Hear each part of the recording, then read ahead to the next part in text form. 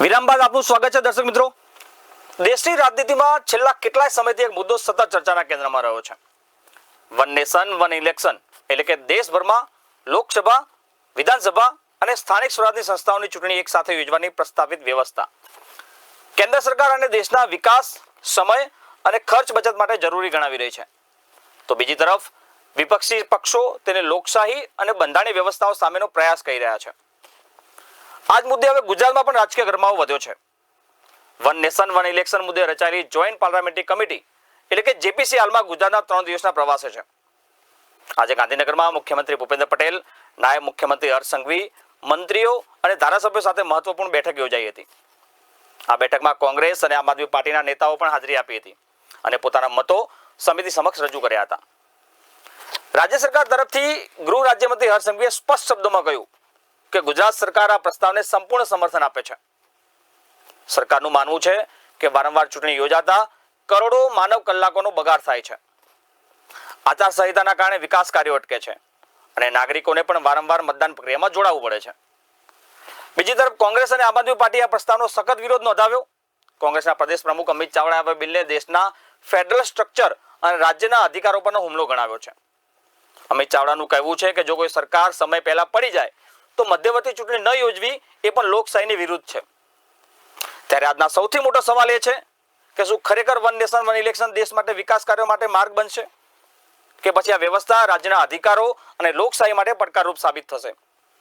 આજના સૌથી મોટા સવાલના કાર્યક્રમમાં મારી સાથે ચર્ચા કરવા માટે ભાજપ પક્ષમાંથી પ્રકાશભાઈ ઉપાધ્યાય જોડાઈ ગયા છે। પ્રકાશભાઈ, વીએલઆઈમાં આપનું સ્વાગત છે। ખૂબ ખૂબ આભાર જયદેવસિંહ બાપુ। Prakashbhai, one nation one election દેશ માટે કેમ જરૂરી છે? ભાજપના પ્રવક્તા તરીકે આપની પ્રતિક્રિયા શું છે? દેશમાં કેમ જરૂરી છે one nation one election? Bharat દેશ અને ગુજરાતની પ્રજા પણ જાણે છે કે વન નેશન વન ઇલેક્શનથી શું ફાયદા છે। એક તો પહેલા ચૂંટણી પંચની જે મશીનરી હોય છે અને જે સમયનો ચૂંટણી તો દર 5 વર્ષે તમે જુઓ તો આ કોંગ્રેસવાળા આજે વિરોધ કરે છે, પણ શરૂઆતમાં તો વન નેશન વન ઇલેક્શન આખા ભારતમાં રાજ્યોની અને દેશની સેન્ટ્રલ કેન્દ્રની ચૂંટણીઓ પણ થઈ હતી, પરંતુ એમના પાપે એમણે જે રાજ્યોમાં એમને નથી ગમતી સરકારોએ ગબડાઈ બરોબર કલમનો ઉપયોગ કરીને અને એના લીધે પછી જે પેટા ચૂંટણીઓ આવી એમ કરતા ગાળો વધતો ગયો। કેન્દ્રનો અને રાજ્યના ચૂંટણીનો સમયનો ગાળો પછી ડિફરન્ટ પડવા મળ્યો અને આજે ભારત સરકાર, અમારી ભાજપની સરકાર અને ચૂંટણી પંચ એમણે આખી એક જે કમિટી બનાવી બિરલા સાહેબની નેજા હેઠળ અને આખા ભારતની અંદર દરેક રાજ્યની અંદર સત્તાધારી પક્ષ અને વિપક્ષ બંનેના સેન્સ લઈ અને આગળ શું કરવું એનો વિચાર કરે છે, પરંતુ કોંગ્રેસને એ વિચાર નથી આવતો કે વન નેશન વન ઇલેક્શનથી આપણા જે સરકારના જે ચૂંટણીઓ આવે એટલે કે તમે તમે ડિક્લેર કર્યું, તમે આ પ્રજાલક્ષી કલ્યાણલક્ષી તમે કર્યું, અહીંયા ચૂંટણીઓ તો વારંવાર આવતી રહેવાની। એટલા માટે અમે કહીએ છીએ કે વન નેશન વન ઇલેક્શન હોય તો વારે ઘડીએ દર 5 વર્ષે કેન્દ્ર સરકારની રાજ્યોની અને સ્થાનિક ચૂંટણીઓની જો થતું હોય, હું તો કહું છું કે સ્થાનિક ચૂંટણીઓ અત્યારે હું એક બાજુ રાખીએ પણ કેન્દ્રની અને વિધાનસભાઓની ચૂંટણીઓ એક સમય થાય બરોબર, તો દેશની કેટલો સમય માનવનો, પોલીસનો, લશ્કરનો જે ખર્ચાઓ થાય છે અહીંથી ત્યાં જવાના બધા, તો એ બધું શાંત થઈ જાય અને એકદમ ફેર એન્ડ લવલી ચૂંટણીઓ થાય અને એના લીધે, પરંતુ કોંગ્રેસને શું છે કે આજે ભારતીય જનતા પાર્ટી જોડે સૌથી વધારે રાજ્યો છે ભાજપના અને અમારી એનડીએની પશ્ચિમ બંગાળની ચૂંટણી જીત્યા પછી એમને પેટમાં તેલ રેડાયું છે, એટલે એમને એમ છે કે જો કેન્દ્રની અને વિધાનસભાની ચૂંટણી જોડે રાખીશું તો નરેન્દ્ર મોદી સાહેબ અને ભારતીય જનતા પાર્ટીને એનડીએ મેદાન મારી જશે અને અમારી જે 3-4 રાજ્યોમાં જે એમની જે સરકાર ચાલે છે એ પણ હાથમાંથી જતી રહેશે, એમને એ ડર છે બરોબર। આમ આદમી પાર્ટીવાળાને તો એમાં તો એમને બહુ મહત્વ હું આપતો નથી, પરંતુ કોંગ્રેસ અને બીજી જે રાષ્ટ્રીય જે પ્રાદેશિક પક્ષો છે, દાખલા તરીકે આપણે સમાજવાદી છે, આરજેડી છે, ટીએમસી છે, સાઉથની પાર્ટીઓ છે, એ લોકોને વન નેશન મોદી સાહેબ કોઈ પણ વસ્તુ લાવે એ રાષ્ટ્રને આજ નહીં 25, 50, 100 વર્ષ પછીનું એમનું એક વિઝન હોય છે. ઓપ્ટિકલ તમે ઓપ્ટિક જોયું હોય તો જાઓ તો દેશ માટે એટલો ફાયદો છે વન નેશન વન ઇલેક્શનથી. ખોટા ખર્ચાઓ તમારા જતા રહેશે અને પ્રજાલક્ષી કાર્યો એક વખત ચૂંટણી પતી ગઈ રાજ્યોમાં સ્થાનિક ચૂંટણીઓ અને કેન્દ્રની ચૂંટણી એટલે 5 વર્ષ પછી 5 વર્ષની અંદર જે પ્રજાકીય જે કાર્યો કરવાના હોય છે કેન્દ્રને અને રાજ્યોને એ તમે છૂટથી તમે પ્રજાલક્ષી કાર્યો તમે કરી શકો અને દેશને અને રાજ્યના વિકાસમાં ખરણફાળ પ્રગતિ પણ થાય. ઠીક છે. પરંતુ પ્રકાશભાઈ, અમિતભાઈ ચાવડાએ જે કીધું કે કોઈ રાજ્યમાં સરકાર પડી જાય છે, બરોબર, તો એ સ્થિતિ માટે કેવી રીતે તમે લાંબા સમય સુધી જ્યારે બીજી ચૂંટણી ના આવે ત્યાં સુધી લાંબા સમય માટે તમે રાજ્યમાં શું કરશો? આ બી એક મોટી સમસ્યા છે. આના પર આપની પ્રતિક્રિયા શું છે? જયદેવસિંહ, કોંગ્રેસ વાળાને અમિતભાઈ ચાવડા હોય કે રાહુલ ગાંધી હોય એમને સરકારો ગબડાવવાનું પહેલું વિચારમાં આવશે. અમે 2014થી આવ્યા, કોઈ પણ સરકાર ભારતીય જનતા પાર્ટીની અમારી સરકાર નરેન્દ્ર મોદી સાહેબની સરકારે ગમે તેટલા પ્રશ્નો હોવા છતાં પણ તમે એક વખત વિચાર કરો કે ટીએમસીની અંદર ગુંડારાજ અને એટલું બધું વધી ગયું હતું, તુષ્ટિકરની રાજનીતિ, અને જજોને પણ બાનમાં રાખ્યા હતા અને બધા કહેતા હતા કે ચૂંટણી પહેલા કે ભાઈ કેન્દ્ર શાસિત પેલું જાહેર કરો, બરોબર. પણ મોદી સાહેબે અને ભારતીય જનતા પાર્ટી એમાં માનતી નથી. અમે 2014 પછી કોઈ પણ પેટા ચૂંટણી ભારતની અંદર કોઈ પણ અમે સરકાર ગબડાવી નથી. ઇતિહાસ એમનો પાપથી ભરેલો છે સરકારો ગબડાવવાની.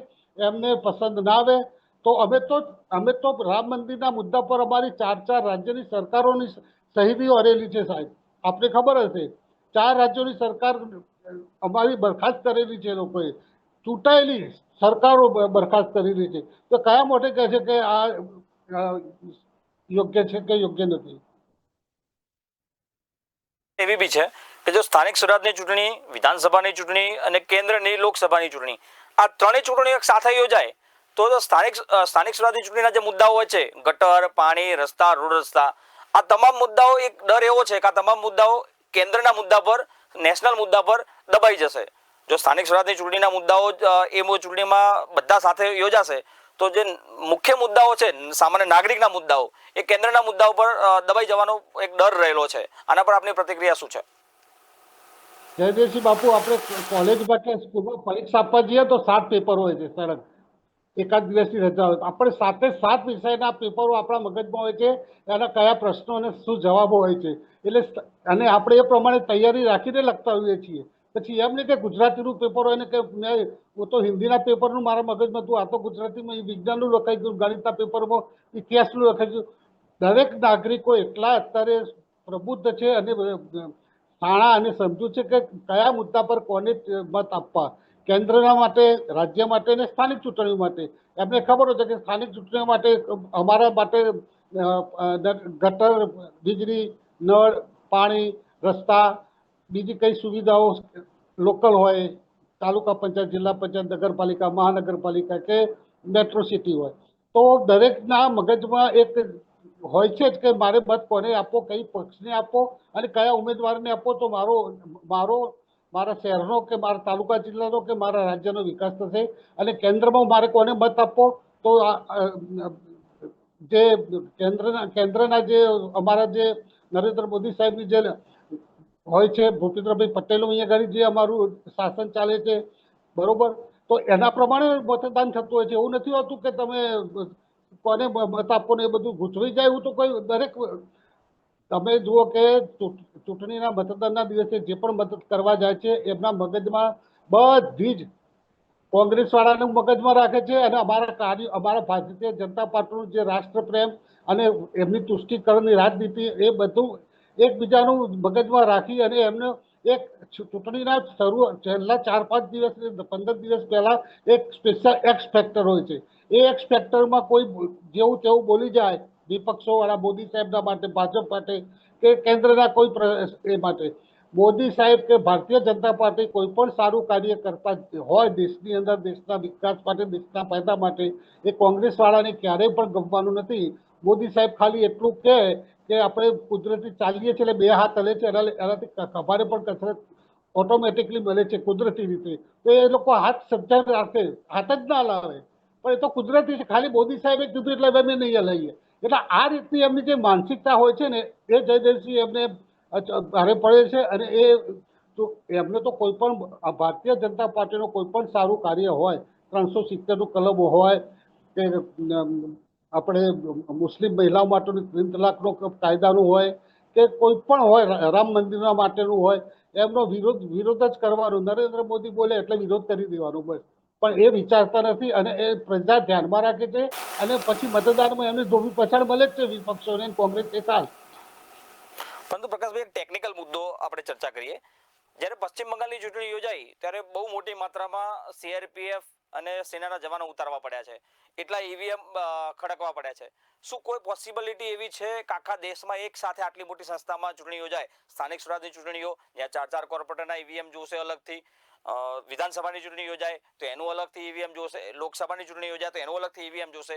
આટલી બધી મોટી માત્રામાં આપણા જો સંસાધનો છે, જો પોસિબલ છે કે એક સાથે આખા દેશમાં સ્થાનિક સ્વરાજની ચૂંટણી, વિધાનસભાની ચૂંટણી, લોકસભાની ચૂંટણી એક સાથે યોજી શકાય? જયદેવસિંહજી, હવે તમે પશ્ચિમ બંગાળની વાત જ ભૂલી જાઓ, કાયદો વ્યવસ્થાની વાત. બરોબર? કાયદો વ્યવસ્થાની વાત અમારા પણ તો બી ના ના હવે હવે ના આખા દેશમાં રાખવા તો મારી પડશે. ના ના મારી પૂરી વાત સાંભળો. હવે પશ્ચિમ બંગાળની ગુજરાતમાં 182 વિધાનસભાઓની ચૂંટણી યોજાય છે, તો એ ચૂંટણી પણ 50 થી 60 એવી જગ્યાઓ છે જેને ક્રિટિકલ કેસમાં મૂકે છે. ત્યાં વધારે પડતી સીઆરપીએફ ઉતારવામાં આવે છે, વધારે પડતી આર્થિક ફોજ ઉતારવામાં આવે છે. ગુજરાતમાં બી એવી સમસ્યાઓ છે.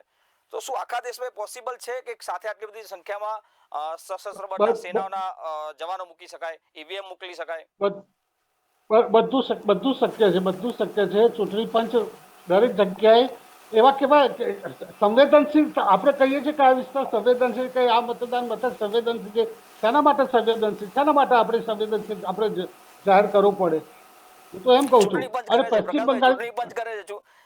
હા ચૂંટણી પંચ કરતું, ગુજરાતમાં ઓછામાં ના ના, ઓછા હું તો 700 આ વખતે હું ચૂંટણી પંચ કે સીઆરપીએફ ની કઈ એની વાત નથી કરતો, પણ આપણે પોતે એઝ અ હ્યુમન બી, આપણે કોઈ પણ આપણા ગામમાં હોઈએ તો ચૂંટણીના દિવસે આપણે ગમે તે રસ્તામાં થઈને આપણે ફરતા હોઈએ છીએ સામાન્ય દિવસોમાં, તો એ દિવસે કેમ સેન્સિટિવ આપણા મગજમાં હોય છે.